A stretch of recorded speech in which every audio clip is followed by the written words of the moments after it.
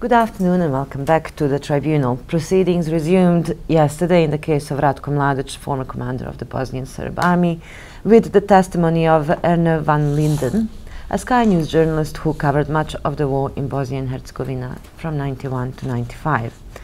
His testimony opens the second segment of the prosecution's case, which will focus on the evidence related to the period between the beginning of the indictment and the end of the summer of 92.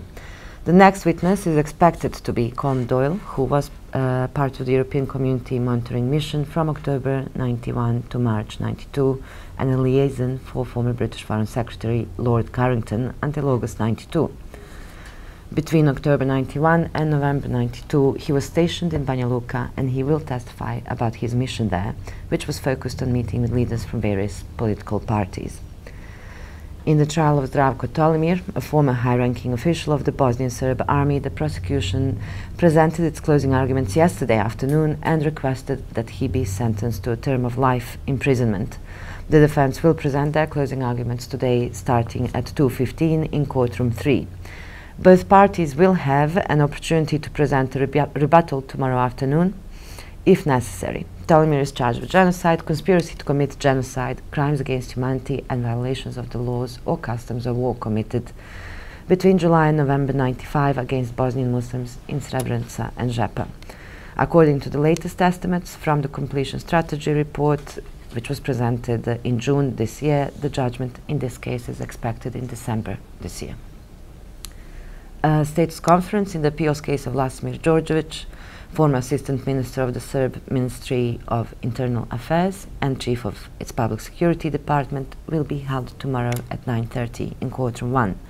Đorđević was sentenced to 27 years imprisonment on 23rd of February 2011 for crimes committed against Kosovo Albanian civilians in 1999.